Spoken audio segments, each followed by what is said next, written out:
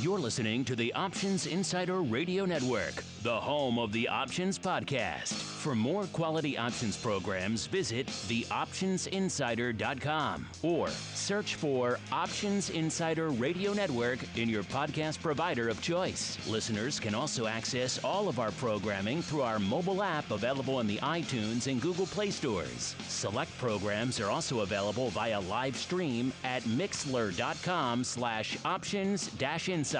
That's mixlr.com/options-insider. Don't forget to follow along with your favorite programs and submit your own questions for the hosts at twitter.com/options, stocktwits.com/options, facebook.com/theoptionsinsider, or via questions at theoptionsinsider.com. The Options Insider Radio Network is sponsored by Fidelity Investments. Fidelity's Option Trade Builder tool can help you confidently build an options trade in 3 simple steps. Just choose a strategy, select a contract, and then review the benefits and risks of the trade. Learn more about Option Trade Builder at fidelity.com/options. Options trading entails significant risk and is not appropriate for all investors. Certain complex option strategies carry additional risk. Before trading options, contact Fidelity Investments by calling 800-544-5115 to receive a copy of the characteristics and risks of standardized options. Fidelity Brokerage Services, LLC, member NYSE SIPC.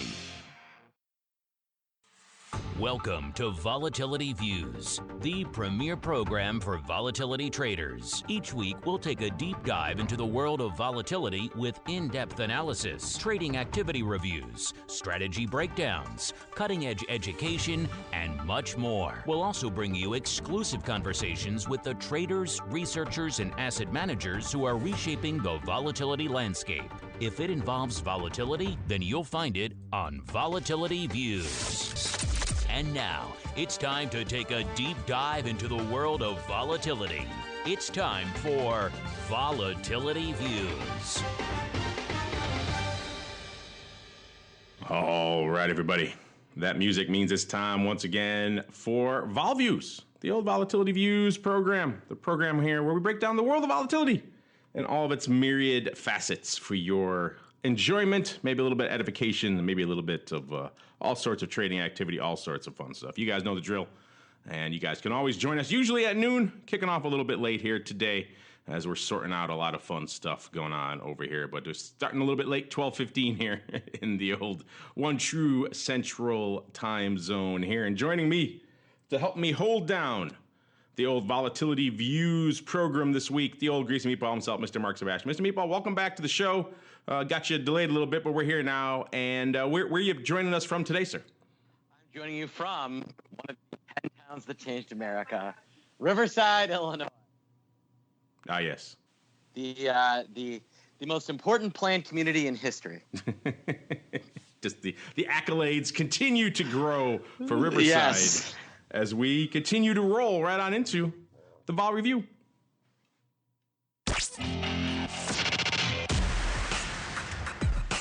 It's time to break down the latest developments in the volatility trading world. It's time for the Volatility Review.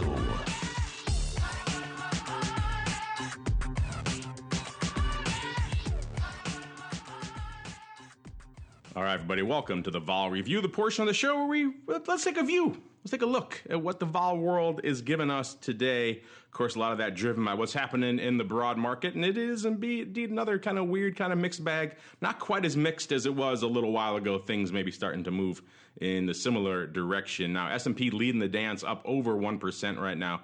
Got the Dow up over 0.5%, and the NASDAQ was selling off pretty hard. Seems to be ameliorating some of that sell-off down. Now down only a mere 0.18%. So we'll see. Maybe by the end of the show, who knows? NASDAQ could even be green, or it could all flip the whole other way again. A lot of stuff weighing on the various indices, as you could tell there. And we've got, of course, tech earnings, not so great. We'll probably get to that in a little bit when we get to all the earnings volatility. You got NVIDIA and AMAT out there weighing on things, as well as the continued brouhaha over things like Facebook. What did they or did they not do around the whole Russia investigation? How are they treating things internally? You got Apple. Will they ever sell an iPhone again? All this consternation and hand-wringing in the tech space going on to add a lot of drama out there. In the broad S&P land, we got Brexit worries spooking a lot of people. And also, are we in a trade war? Are we not in a trade war? Is the trade war coming to an end? What's the deal? Are they shaking hands? Are they kissing and making up? Are they not? We're hearing one thing, then we're hearing the other thing, and then we're hearing denials of what the other thing said, and it's kind of a lot of he said, she said going on in the trade war. So when that happens, of course, that always adds a little bit of froth, a little bit of volatility to the old mix. And speaking of our old friend Volatility, our old friend VIX Cash, relaxing a little bit today, off nearly a handle, right around 19 and change, 1917. So Mr. Meatball, it's coming in. It's coming in to where I was. I think I probably will be off. But, if we continue this vol erasure, sir, I don't know. I could not look terrible. I think you got a bit of a ways to go. 1649 may be a bridge too far for today. That is going to be a bridge too far for today, although I could see us settling there next week. Yeah, next week. 1765 is doable. It's within the realm of possibility today. I'll keep my hope open. Here's what's kind of interesting is, in the last, let's say, 7 sessions, we had 5 sessions in a row where we had one really down session. Then we had 4 sessions in a row where we start green and then get torched. And now we have 2 sessions in a row where we start really red and then rally. So, I'm kind of wondering how much this is all nobody's around, so algos are trying to mess with the market, and how much of this is really just kind of algos overreacting to news, and then the regular people going, well, that's dumb, and buying it or selling it. So, it's been kind of fascinating, but I think we are setting up. And if you look at the flow's been really interesting. We don't usually talk bonds, but there's been a lot of flow in the different junk ETFs. And then on the VIX side, today and yesterday, all I'm seeing is call sellers. So the apparent fear may have left the building for a couple of days. Although I would note that, what was it, maybe 5 years ago, we had the Abu Dhabi, some mess with Abu Dhabi, and we opened up the Friday after Thanksgiving down 2 or 3%. So you can, and before we rallied, but you can see some funniness the week of Thanksgiving. So don't get overly complacent and think you can sell everything. But I do think we're setting up for maybe an exhale of volatility. Yeah, there wouldn't be worse thing. I wouldn't mind seeing that today to get my crystal ball in line. Spoiler alert: we won't get to crystal ball in a little bit, but our listeners are kind of on the ball. They were all leaning much higher than we were last week, so they were feeling this week's vol pop. Even if so far at least that vol pop seems to be giving up the ghost. Remember, it's not predicting vol on Tuesday or Wednesday. It's predicting vol in about 40 minutes at about 1 o'clock Central Time. That's the challenge of the crystal ball. What makes it so dangerous and so dicey over there. I said our VIX friend VIX Cash hovering right around the old 19 handle right now, listeners. Our old friend VVIX also up a little bit from last week, a little bit north of the 100 level, up about 106 or so. So about 6 handles higher than where it was this time a week ago. The VIX futures still kind of frothy coming into the show. There actually was a slight bit of backwardation. The cash a little bit, about a third of a handle above the front one, the no future there, so not a ton, but a little bit of juice, and about 3/4 of a point, not quite, a little bit less than that for the D's future coming in. That's of course mitigated now. That little bit of backwardation gone as we're seeing the cash continue to give up the ghost out there. Mr. Meatball, in addition to all this kind of, there's a lot of macro nonsense, everything else. What in particular was catching your eye out there in the land of VIX this week, sir? Yeah, it had a real moment where it looked like it could fall apart, and VIX could really pop, and then we basically saw the market really catch a bid off of some of the lows, and that was that. I would point out that VIX futures were way ahead of the cash early on in this sell-off. You had the cash kind of not moving very much, but the VIX futures were really keeping pace with the cash index, and at certain points actually outpacing it. I think there was a moment earlier in the week where we opened up and VIX was down, but the futures were up. And it just kind of tells you that, smart money was out front hedging in front of this hedging as much of it as it could, because it did not like what it was seeing. We had a relatively flat VIX curve well before we got any real, 2 or 3% sell-off. I was kind of impressed by the movement in vol futures ahead of all this. That's it. We don't need the cash anymore, sir. It's all VIX futures all the time, baby. Who needs this abstract nonsense called the cash, right? No, you know what? I don't disagree with you. Why, maybe we should just be quoting the front month future, and then we would have something that people could trade, that they would then have an understanding of, where volatility actually is. It makes me, obviously that's not entirely reasonable to execute, but it's not a bad argument. I would certainly encourage our listeners to, if you don't have the VIX futures on your trading screen and right next to the VIX itself, you're really not gathering all the information, because the VIX futures are really what's telling you what direct flow in VIX there is. We can tell a bunch of them don't, right? Because they always write in with, how do I figure out where the futures are, right? That's like, we get that question all the time. How do I figure out which futures these options are off of, right? We get that question like every couple of weeks. So clearly the platforms aren't doing a good job of surfacing the VIX futures, even if they have VIX options listed, right? How long did it take even things like Live Vol to say, oh, here's the future up here with the option chain, Yes. It's a simple thing, but they don't do it. Yeah, well, at least to Live Vol's credit, they ran like a synthetic cash. Our buddy Lex, they don't have futures, but they do run their VIX options off of the calculated forward value, which is, guess what? Essentially a VIX future. And so there are really only a few brokers that are still so lazy as to run the cash index as the underlying for the VIX futures, the VIX options themselves. And so it's pretty important. So if you're not, let's say you're one of these groups where they don't have VIX futures, well, then slap up VXX up there. And you're saying, I thought VXX is garbage. Yes, but it's a very good proxy for what's going on in the VIX futures themselves on a day-to-day basis. As a long-term investment, as a long-term buy and hold, outside of Mark Longo, I don't know anybody else that thinks it's a good idea. I own it all, baby. Nonstop IRA all day. Set it and forget it for at least 5 years. Exactly. So outside of Longo, I don't know anybody that thinks it's an investment, but as a trade and as a day trade and as a daily trade, VXX is going to give you a very good view as to kind of what a 30-day future is moving. And UVXY is going to do a pretty decent job, actually, of kind of what's going on with that very front month future.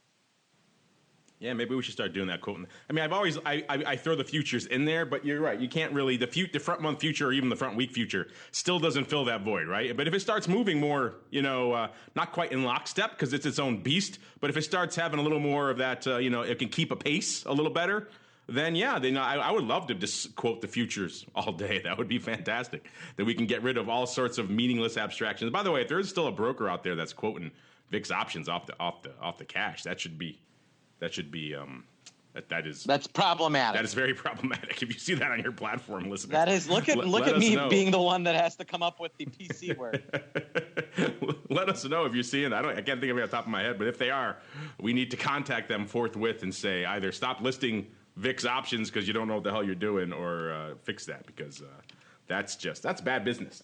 Let's see. Let's talk about some good business, maybe perhaps instead here this week. Let's see if there was good business. Let's look. Let's get into our old friend VIX options. It was an interesting week out here. The ADV actually down significantly from last week, so about down nearly 45,000 contracts a day to 573,000 now. Still robust, obviously, but quite lower than it was. Kind of reflecting last week maybe not being quite the Rock'em Sock'em Robot week people had expected, but still active nonetheless. Let's break down the top 10 contracts out here, the positions in VIX options land. Mr. Meatball, what do you like? Bottom to top or top to bottom? What's your preference this week? You know, I'm always a bottom to top. You know that. You are. You just start at the bottom. That's what you do. That's the Meatball's way. I started from the bottom. Now I'm here. And now you're talking to me. It doesn't get any higher than this, sir. There you go. Let's go. Feb, exactly. Top 10, number 10. Excuse me. Feb 37 halves, Mr. Meatball. Bet you didn't see that coming. 175,000 of those. Number 10. Number 9, the D's 30s. 187,000 of those bad boys. Number 8, the Nove 30s. Little Nove D's 30 action, maybe. 189,000 of those bad boys. D's 35 is also 189,000 of those bad boys open as well. Then we get to our first put from the bottom, at least, going up. The Nove 14 puts, 198,000. Spoiler alert, it's going to be a lot of puts on this list, kind of like it was last week. All puts all the time this week. Number 5, halfway up, the Nove 20s, even 200,000 on the tape there. Number 4, excuse me, our second put here, the Nove 16s with the 200,000, pretty much 200,000 of those as well. Nove 17 puts, number 3, 216,000 of those bad boys. Number 2, the old D's 37 half. So 37 half strike getting some love. We talked about that before as well. 236,000 here. And number 1 on the list, Mr. Meatball. If you don't look, I know you probably haven't looked already. If you had to guess, what's the big open position in VIX options land right now? What would you guess? The Nove 20s. Calls or puts? Calls. Puts would be interesting. That'd be very fascinating. Yes. If it was the puts. No, the Nove 15 puts, sir. Number 1, 280,000 contracts. Yeah. You are kidding me. Total of about 9.99 million contracts open right now, Mr. Meatball. About 6.71 million on the calls, about 3.28 million on the puts. So no 15 puts. Maybe that makes sense. People kind of leave. People betting on mean reversion just kind of leave the Nove open, and a lot of the call guys, they have to take their dollars. So otherwise, if you don't take your dollars on a hedge, it's not really effective. If you don't make money on your hedge, when it actually makes money, it's not going to do what you want it to do. You're going to have a bad time. Just had that conversation with the Rock Lobster earlier this week. I thought we had something. I think that was the theme in our odd block on option block earlier this week, where just everyone wasn't taking things off, and they were going their way until they weren't. And it was kind of a theme. It was kind of a sad theme, actually, because people had good money on the table, and then it went away. Obviously, they had other things working, perhaps, so maybe it worked out for them. But if you got a hedge and you go to all the trouble of putting it on, maybe you take it off and take the money. Yeah, you'd think. Go crazy. I guess you and I, we don't leave, $1.3 million on the table if we can avoid it. But hey, crazier things. We try not to. Crazier things have happened. Let's look at what's lighting it up out there in VIX options land right now. Some big OI changes going up this week. The biggest one looks like it was the Nove 18 puts, so about 16,000 closing out there. Feb 32 halves and D's 35s are all gaining OI a little bit this week here. In terms of what's printing out there, let's see. Today, the big action, Mr. Meep, I'm sure you got quoted these. Maybe you pick some of these up. The D's 15 puts, that's where the love is today, going up. I did see those go up. Going up for the old 3/8. Gotta love that, huh? VIX going a little throwback there. The old 3/8 price for D's 15 puts. Total of over 35,000, including one big block of about 25,000 for exactly the old 3/8. I'll let you figure out, all you millennials who are into the decimalization, weren't there in the teenies. Let you figure out what 3/8 price is. But looks like actually it's one of those ones where those are kind of splitting the uprights there. Do you know, Mr. Meatball, which way were they leaning? Were they buying those? They were buyers. That's kind of what it seemed like, but I wasn't sure. Okay. Yeah. No, they were 100% a buyer. And then a total OI on the strike is about 170,000. So clearly it's not closing here. That was kind of the big print going up today. Then yesterday we saw some upside Nove 22s going up, a part of looks like actually a bit of a risk reversal. The Nove 22 calls against the Nove 18 puts. The call would be over in that scenario. It's like they did it for 18 cents. If they bought this, they did it for an 18-cent credit. Makes sense. Calls get the love here in VIX land. Or 80-cent debit, excuse me. So they're buying that. You like that one, Mr. Meatball? Nove 1822 paying 18 cents, a whopping 18,000 times? Yeah, what's funny is they actually went the other way. They went put over call. They bought the put. I was so. Oh, so they collected a nice 18 cents then. Well, there you go. Yeah, so this was a play where I think someone was playing for no settlement to move in their direction. It may have even been a partial close for the guy, but it was. I believe they bought put. I'm not 100. as I recall, I'm almost certain they bought put and sold call.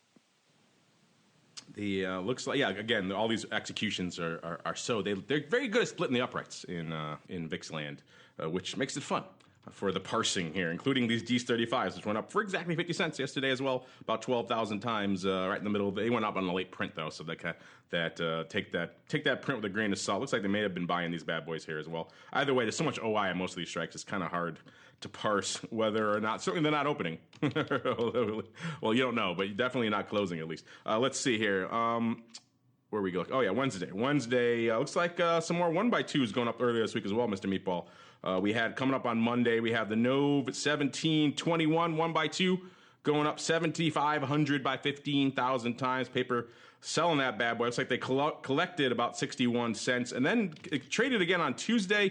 First blush is maybe they're closing it out, but no, it looks like they were adding more, doing it another 12,800 times by 25,600 times. So another 1x2 again. Looks like they did it for an 82-cent credit the second time. What do you think about that one? That's a little bit tighter than we've seen. Some of these 1x2s we've seen. Some of the ratios are kind of getting. We talked about it. Kind of getting crazy. They're like 1x6, and they're freaking 30 handles apart. It makes no sense. This is the kind of 1x2 I think I can get behind a little more. It's a little more normalized and more of a direct hedge. I was in Vegas at a convention, so I missed a lot of Tuesday's action. But yeah, that would make sense. I don't. That's the way that one kind of generally should do a hedge. Now, generally, I would say that, with VVIX where it was on Tuesday, I think that, the better time to do these is when things are cheap. Not so much when, VIX has already made its move over 20, unless you're like really worried something's going to blow up. Yeah, timing-wise, I'm not exactly a fan of it, but structure, in terms of how they're doing it. Structure, I like a lot better. Yeah, yes. Timing-wise, that's a different story for another day. But yeah, at least they're getting more into the realm of ration and reason. They started to get a little ahead of themselves with some of these 1x6 crazy nonsense things. But hey, how do you like your ratios, listeners? Let us know. Maybe you guys are crazy. Maybe you like the 1x6s. Let us know. You guys are pretty savvy on the crystal ball this week. I'll give you some of that. Let's see. Let's go over to our old friend, Mr. Meatball, the predictably crappy VXX, hovering right around 36 handles right now. So it's not been as crappy lately. Yeah, it has not been. You're right. That's kind of if you can say maybe it's Maybe it's less predictable and or less crappy, or more predictable, less crappy. You can kind of look at it a couple different ways. But yeah, about a point and a half lower than it was at this showtime last week. Let's look here. What's lighting it up out here? Let's look at the top spreads here first. I bet you can't, or top positions, I should say. I bet you can't pick what the top number one position is in VXX, sir. The Gen 10s. Yes. But number 2 and 3 persists. Our friend out there with the Nove 34-32 put spread in the 1x2. That's still all open. There's 111,000 of the 32 puts and 94,000 of the 34 puts. In fact, looks like he came to play again this week. We saw on Wednesday 16,700 of the 35 puts. I take that back. So it was a different strike 1x2 versus 33,400 of the Nove 34 puts. So they did the whole thing for, looks like they bought it for about 6 cent debit. So 1x2s are the rage to the downside in VXX. We talked about it last couple of weeks, Mr. Meatball. Usually it's call 1x2s to the upside in VIX land. Now it's VXX put 1x2s to the downside. I think we kind of like these. We talked about, this guy was doing size. I mean, he had a chance to take it off. That was another one of those ones where he had a chance to take it off for better levels, and he kind of left it on, so he did more last week, if you recall. Now it's like he's inspired others because they're going up to higher strikes. I don't know, 35-34, I don't know if I'm as much of a fan of that one. It's kind of tight. Are you into really tight 1x2s in VXX? 35-34. I mean, that can make sense. I like them a little wider. It really depends on your timing and when you're setting the expiration for. But, a lot of times people underestimate how quickly VXX can move up or down. They spend so much time thinking about the roll. They don't think about the actual movement in the underlying future, which in the end is what drives the price, not just roll value. Yeah, that short two with only a handle apart, that could come back to bite you pretty quickly. Yes. And you can say, wait a minute, I only paid 6 cents. But then all of a sudden VXX is, hit back at the 30 handle again. And guess what? Those short two ain't looking so nice anymore. So yeah, I don't see the logic. I mean, I criticize people doing them too wide. The other side also applies. If there's one handle apart, kind of what are you doing? You got to give yourself a little bit of room to run. Otherwise, the whole thing is kind of silly. But hey, it's worked for the other guy. He was a little tighter as well. So hey, I guess crazy things can. He was at least 2 strikes apart. He was 34-32. So he had a little bit more sanity, a little bit more distance out there. Today we see the Nove 35 half puts going up. We'll say about 7,500 or so going up this week. That's opening because only about 2,400 open on the strike. Also seeing Dees 29 puts lighting it up out there today as well. About 2,500 of those today. Yesterday it was upside calls, Mr. Meatball. It was the Nove 65s going up for trace cents. So lifting the offer 19,021 times. I don't know if I have the OI here, so I don't know if that was closing. But let's say that's opening. I'm guessing you're not a fan of Nove 65s opening for 3 cents. That wasn't a Carmen line print, sir? No.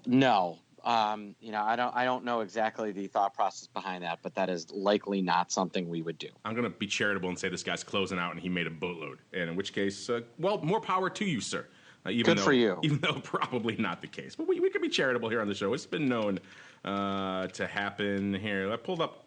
Let's see. We got some SVXY. We can do a little bit of that, but there's nothing really going on in SVXY land. 49, in case you're wondering, SVXY. There you go. Gave you a quote for SVXY. Woo! Someone wrote in, I think, saying, what? No, but, I want to make sure we talk about what's going on in some of the junk bonds, because I had a broker bring something up to me, and I want to maybe talk about that.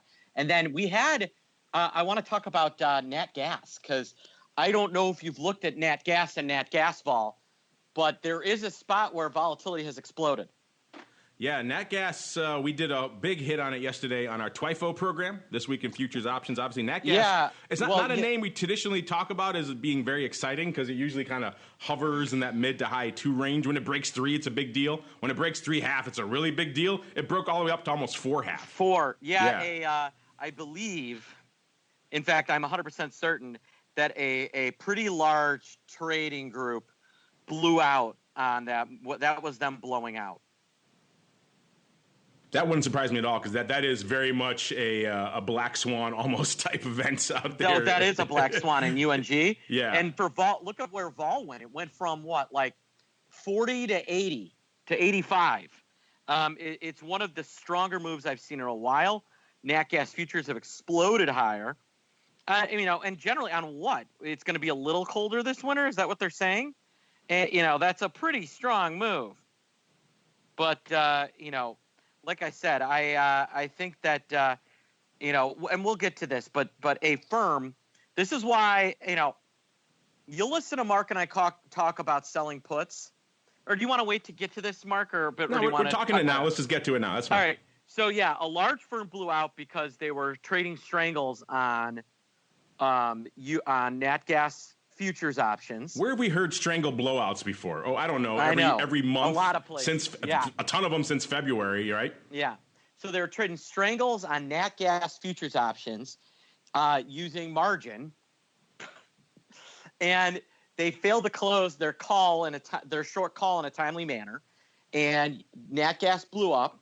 And these are SMA accounts. So believe it or not, the accounts that maybe had a ton of money in them actually owe the clearing firm money now. That's how bad that type of blowout can be. So, and that is why you'll hear Mark and I talk about, selling puts. Selling puts, it can get you in trouble. Selling puts on margin can really get you in trouble. But, at least there's kind of a limit as to what can happen. Selling calls on margin, stocks have a downside limit. Right? Stocks do not have an upside limit. Futures in the very near term do not have an upside limit.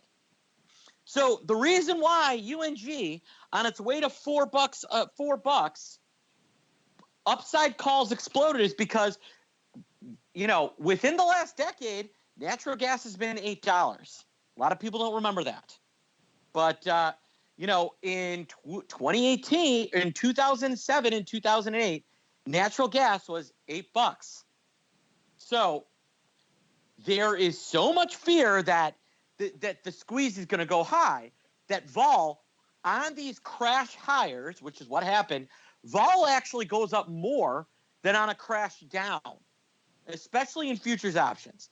So this was some guys that, got their clients in some real trouble and did not close in a timely manner and blew up. And it's kind of sad. I feel bad for their clients. I happen to have at least a tangential idea of who these guys are, and they're not terrible people. They were just in over their head and got beat. So when someone explains to you that they're running a naked call strategy on margin, that is what I would call that's your first red flag. A ticking time bomb. Naked call strategy. I'm guessing, do they win a Pinnacle Award too for their awesome risk management right before they blew out as well? Would not surprise me. Yeah, I know. Would not surprise me. Just racking up the awards. I heard Myron Scholes was on their board. Oh, that's just a low blow, sir, for all those people who are too young to remember the old fun long-term capital management fund. Go back and look it up if you're not familiar with that one. That's the one that was. There were too many geniuses. They're too smart to fail. And they did just that. Mean reversion, when it doesn't revert, Mr. Meatball, or when it goes outside of it, things tend to get crazy, which is where the fun happens. Speaking of the fun, let's get to some earnings that have been popping off. I know, Mr. Meatball, you guys in the pit chat, you're crazies. They love VIX, they love VXX, they also love some NVIDIA, and that one was feeling a little bit of the madness here this week. They were off 18.5%. Let's see where they are now. Let's go up to good old NVIDIA. Oh, only off nearly 19.5%. So about almost 40 handles. So down to 163. Rough day. Yeah, that's a rough one. I have here the report from our friends over there at Orats. They were pricing in. Let's see. Guess what their straddle was going into earnings, Mr. Meatball? I did not look. Take a guess, dollar-wise. What would you? I'm gonna guess $19. It's actually not a bad guess. Wow, I'm impressed. You guys have been talking about it in your pitch chat, I think. No. I'm just doing some math. 1965, sir. I with the stock that's been moving around and having seen the other chips, I would have thought, they're probably looking for a 10% move or somewhere in that range. So, yeah. Yeah, they were expecting 1965. In the initial blush, they got almost 2x that, 33, and now they're up to about almost 40. So they have gotten 2x of that move. So quite a bit of outperformance. Well, and this is what you and I talk about, right? Most earnings straddles win, but the ones that lose way they lose more. Bad. They get punched in the face. So this is that classic example. So for those of you who are wondering, why am I so anti-earnings trades? It's because this is the type of thing that happens. Yeah, it's going to leave a mark on this one. We also had AMAT coming out here. A Mark Longo or a Mark Sebastian? Oh, I think a Mark. I think most people would prefer a Mark Longo, just better across the board, and has authentic Italian cooking as opposed to the meatballs. Whatever kind of approximation he's making out there of. What'd you have? Turkey meatball? Some weird stuff you had going on out there? The last time I was cooking, yeah, I by request I made turkey meatballs. Okay. But turkey. I don't know, but I might allow that. We'll see. What they won't we'll allow have you here. over when Andrew's coming in about 2 weeks. We'll have you over for dinner. Oh, only if it's real meatballs. Then it'll be. It'll be real meatballs. We'll probably do a brajol. Oh. We'll probably cook a bunch of pasta. Yeah, Andrew and I do like a big ol' Italian feast one day, and then we do our Christmas party the next. So we've got a big live vol event coming up on December 5th. So live vol, what is that? I have no idea what you're talking about. Let's see, AMAT here. They're also popping off after the bell last night. They were pricing in about 2.25, and let's see, in the initial blush, they only dropped about 1.5 points. I think that has since changed. Let's see. Actually, no, they're actually kind of with this NASDAQ turn, they're actually kind of unched now. So it seemed like they were getting a lot of they reported mediocre earnings too. What did they say here? They were they bad guidance. They were down more. They're down almost 2%, and then not so much now. Again, NVIDIA missed their guidance. They also got downgraded. This firm, talk about being late to the party, Mr. Meatball. Stifel Nicolaus downgraded them from 250 to 200, which they're now about 160. So yeah, it's a good job on that price target really being really being accurate there. But AMAT, yeah, they're pricing in about 2.25. They got about $1 and change, but actually now they're kind of unched. So there you go, got an intraday range going on out there. Yeah, have your crazies been trading up a lot of NVIDIA, sir?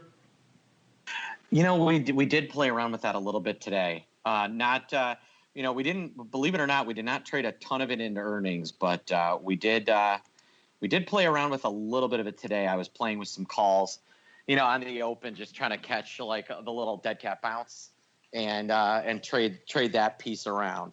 But yeah, it was definitely not a pretty picture on those earnings today. Now, what else hasn't been a pretty picture, sir, is the world of crypto, in particular Bitcoin. That was part of the reason that NVIDIA sold off. That was, of course, a big driver for their upside move and a driver now to the downside. As crypto and Bitcoin have moved to the downside, so has NVIDIA. The Bitcoin futures, looking at the CME future right now, it's still shy of 5,500, 5,480 out there in the front month, doing about 3,000 contracts today. So decent paper. Remember, that's about a 5X contract, listeners. That's about 15,000 quote-unquote coins. But still, interesting stuff as crypto. They seem like they were holding that 6,000 level in Bitcoin for a while. So much for that. Also, another commodity-related vol. Can't really lump crypto in as the commodity, but it gets talked around in that conversation quite a bit.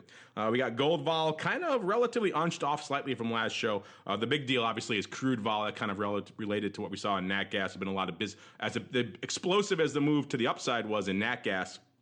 I wouldn't quite say explosive, but aggressive move to the downside in WTI. It's just taking it on the chin. We see tons of production, debate about whether there's going to be production cuts with OPEC, what's going on overseas, what's going on with the Iranian sanctions and who's getting a waiver, et cetera, what's going on with Chinese demand. All of that weighing in to really annihilate WTI over the past few weeks here. Remember, we were talking in the 70 handle not too long ago, getting down to mid to low 50s now, and the vol going up quite a bit, as you might expect, up about over 10 points, actually almost 10 points from where it was last week out there in, this is OIV, so the VIX of WTI listeners, right around 41 and change. So if you've been watching for a while, crude vol has kind of had a hard time maintaining a bid. It'll get bid up and then it'll get crushed again. So far, it's been creeping up the last few weeks as we continue to move down to that put wing where the skew is bid. People are concerned to the downside, so they're bidding up that vol, and we're seeing that reflected here in the old crude. Think about reflections. It's time for you guys to reflect some of your sentiments. It's time to open up the volatility voicemail.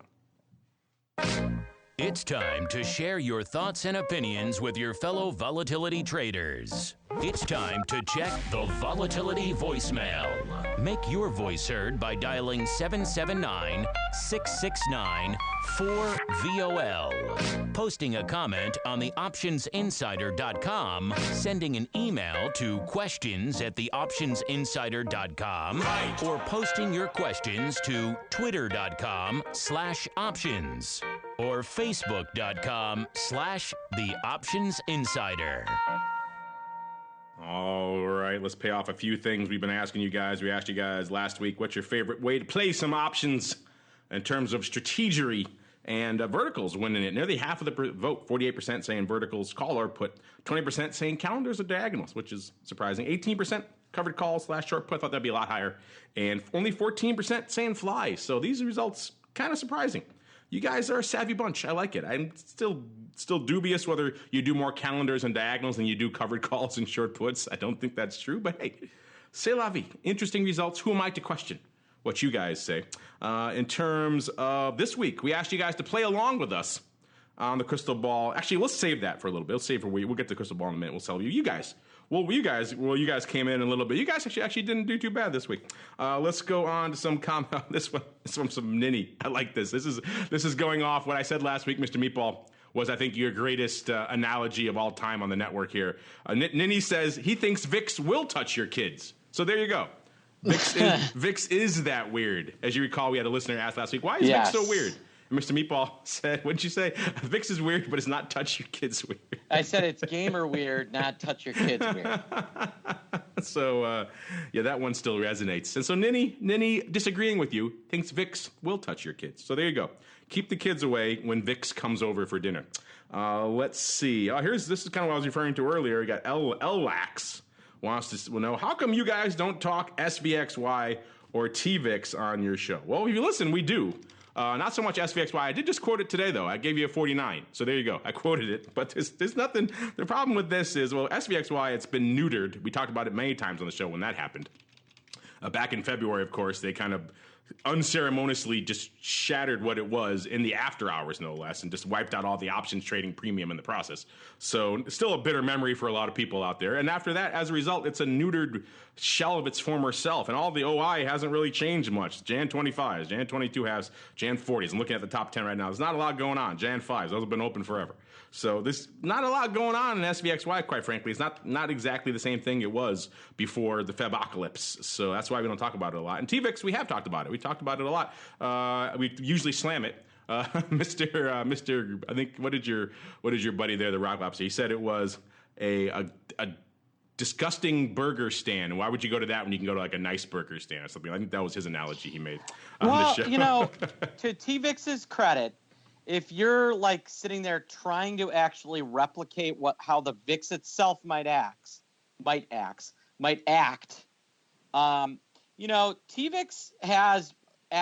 is pretty strongly correlated to the VIX cash itself. Now, to be fair, they've had some issues.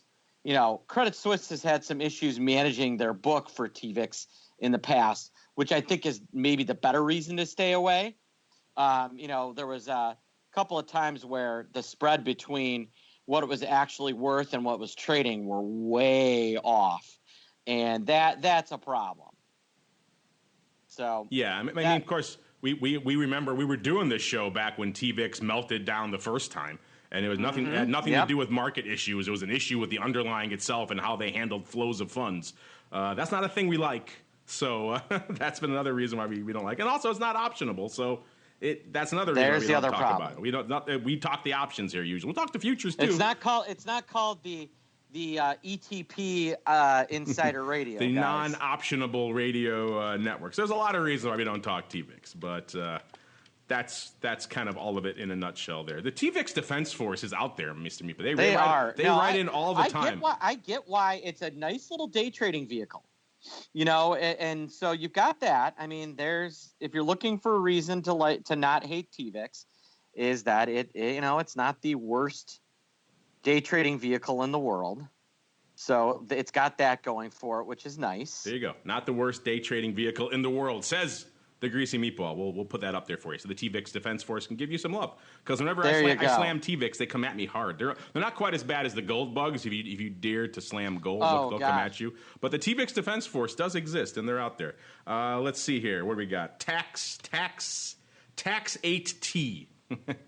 This must be an account or something with a handle like that. New listener and first-time writer. Well, welcome, Mr. TAX8T, or perhaps Mrs. You never know. Awesome program. Well, there you go. A man or woman of we need to have taste. on like sports radio they have like a little soundbite for first time emailers and there we go. First time callers. We need to get that going for you're the 20th for caller. OI. You win tickets to a webinar.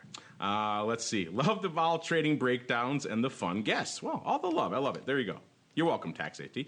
He goes on to write, is there any way you can include a rundown of large OTC variance and volatility prints on your show each week? Keep them coming. We've had this question before. If I hear about it, we'll talk about it. Yeah, exactly. I mean, that's the kind of thing. It's not transparent for a reason. They don't put it out there for a reason. If someone who's doing it, they don't want it known. So that's hard on that one hand. So getting reliable, continuous sources of information is a challenge. And a lot of the other thing is a lot of the banks don't want people to know who their customers are. Exactly. So that stuff goes up it's OTC not actually for a reason. Yeah. So the bank itself has an issue with, what's with with letting the public know what they've traded. And oftentimes we'll see the other side of that reflected in the listed somewhere. Stuff doesn't go up in a vacuum. Yeah. The bank's got to hedge themselves. So they'll put up a hedge in the VIX futures or in the VIX options. That's why we say all the time, there's clearly other legs out there. When we say someone buys 100,000 VIX upside calls, chances are they're not just pure specking on VIX. We say it all the time. Well, and that's been behind the success of the VIX is that, there was, before they built the product, there was a straight use case. So where, guys wanted to lay off. So what the SIBO should be looking at are what are the SIBO or the NASDAQ or whatever, instead of all trying to go after the exact same, instead of a SPY VIX, I've got a great idea. Why don't you look at what else is traded internationally and try and create a simple version where the big banks could lay off risk, which would then create a natural customer. That is what a product needs to last. It needs a natural customer. All of these esoteric products that have been invented lately just have not had a natural customer, and that has been why they haven't worked. Are you saying if you build some obscure esoteric thing that has to find a user base, that's not the way to build a business, sir? No, and that's why I want to say a couple of years ago they SIBO had an announcement with Sandler O'Neill on kind of an interest rate product that was based on the spreads that small banks pay amongst each other. And that was something that I thought actually could, have some legs. And I think long term that you're going to see a product around that's probably going to work.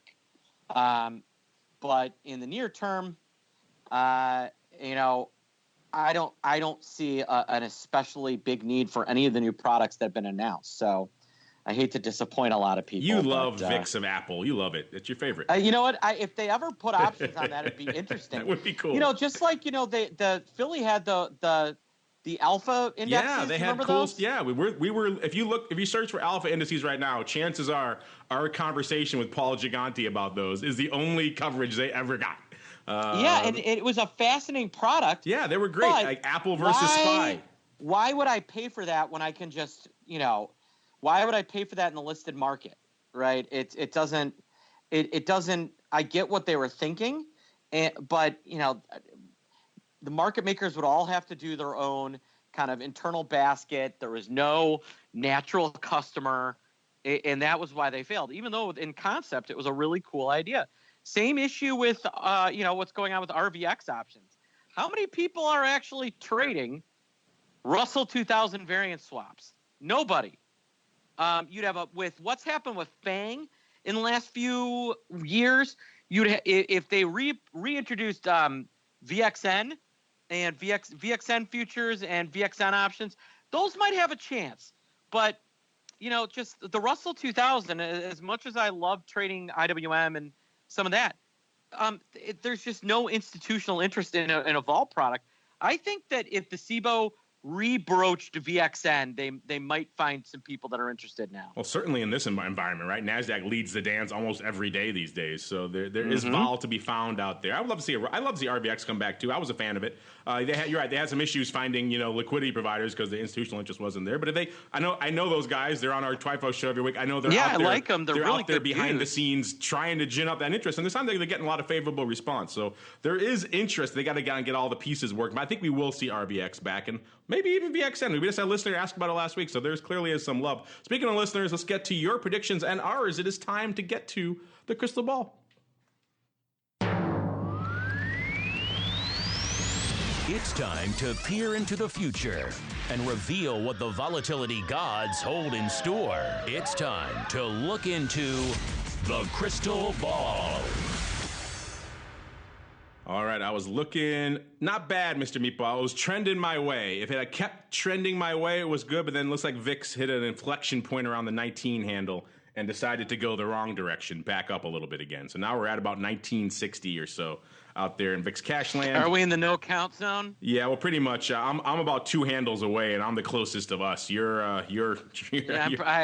definitely not. You're trace handles away. We were a little over optimistic in our VIX erosion. Give us maybe to like Tuesday. I bet you'll be hitting my level. But, yes, I don't know about now. Our listeners we got a ton of responses, and everyone, almost to a person, was. Tell you what, they were all feeling the vol this week. They were all well into the 20s.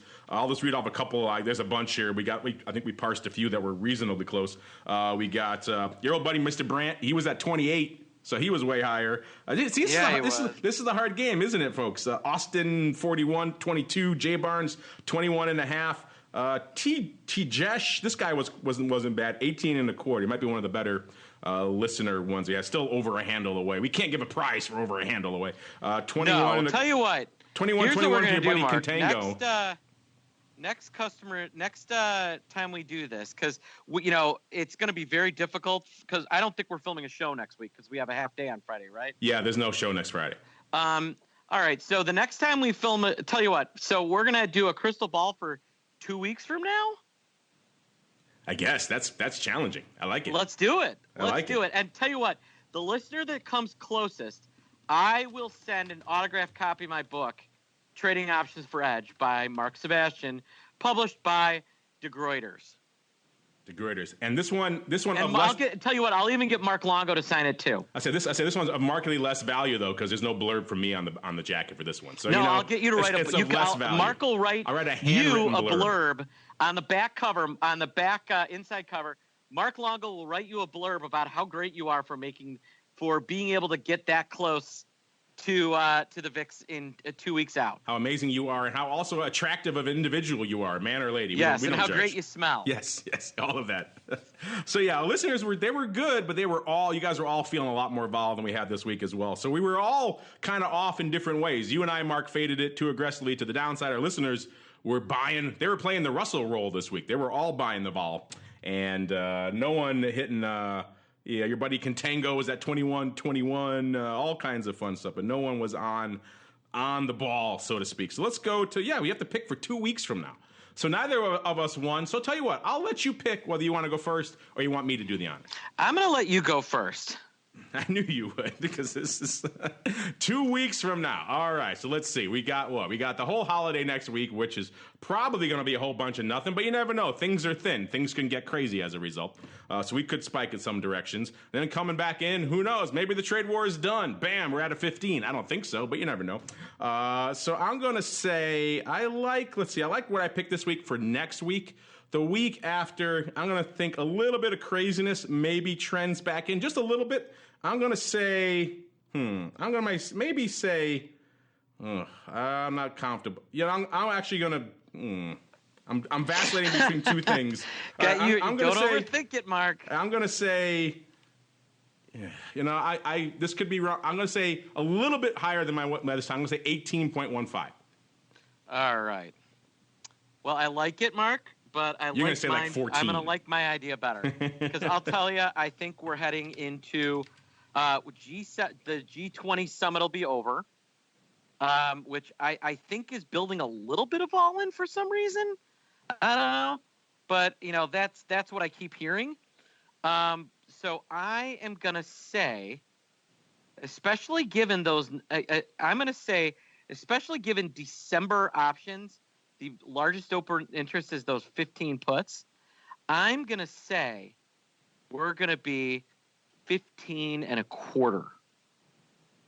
How did I feel you're going for the pure annihilation? I was going to go a little bit lower. I was vacillating between 17, 15, and 18. That's why I kept going back and forth. I'm going pure. But you're going, what'd you say, 15 and a quarter? And we'll be in a world of VIX annihilation. See, I'm factoring in the one unknown that comes in after Thanksgiving. No, I get it. That keeps You're us right. lofty. Oh, Trump shook hands with China. Oh, no, wait, no, he slapped him in the face. That's what I'm factoring in. That's the kind of madness I'm thinking. But you never know. At 15 and a quarter, I wouldn't look askance at it. That is for sure.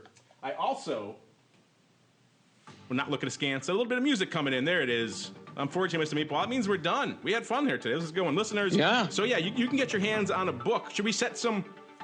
It's got to be. It's got to be within a point. Yeah, it's got to be within a point. That's the baseline. I mean, we don't count it for a victory for ourselves. Within a point, and then closest.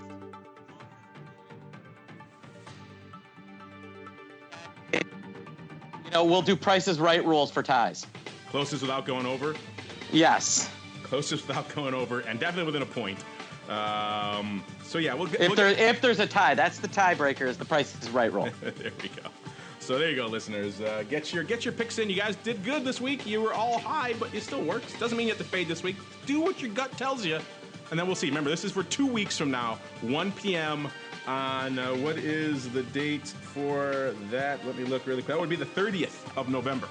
So we could be coming straight into holiday seasonal. That is G20. G20 is that weekend, so I'm going to be too high.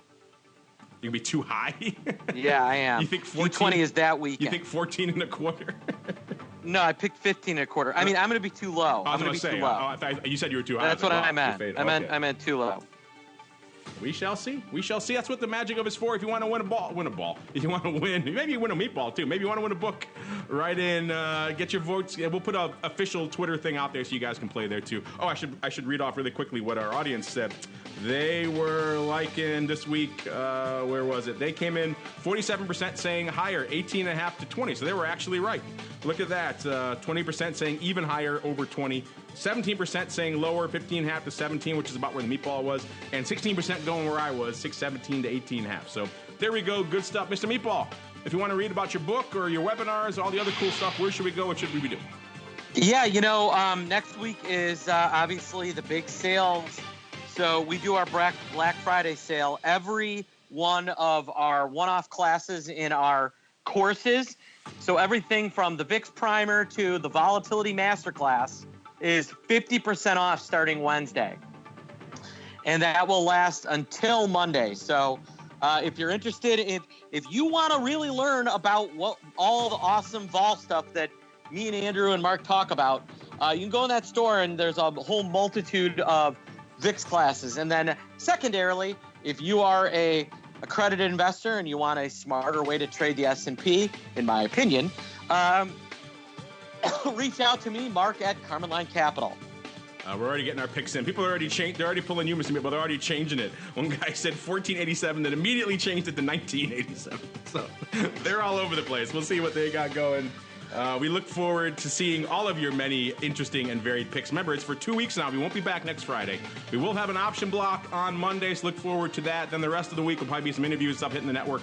But then no live shows for Option Block. Obviously on Thursday it is Thanksgiving holiday here, and no Vol Views live on Friday. We'll be back the subsequent week with more live shows. Until then, we'll see you Monday. Otherwise, we'll see you back here in 2 weeks for more Volatility Views.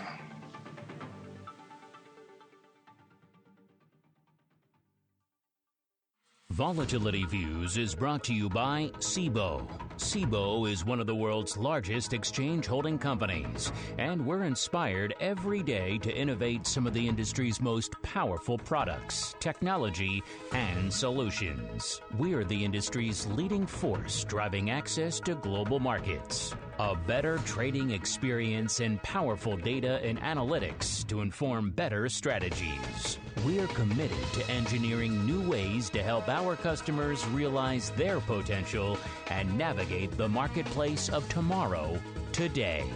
Visit Cboe.com. That's CBOE.com to learn more about our expanded offerings.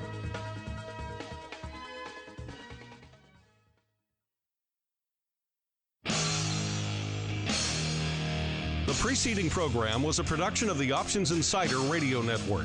For more quality options programs, visit www.theoptionsinsider.com or search for Options Insider Radio Network in your podcast provider of choice. Listeners can also access all of our programming through our mobile app, available in iTunes and on Google Play. Don't forget to follow along with your favorite programs and submit your own questions for the hosts at twitter.com/options, facebook.com/The Options Insider, or via questions at theoptionsinsider.com.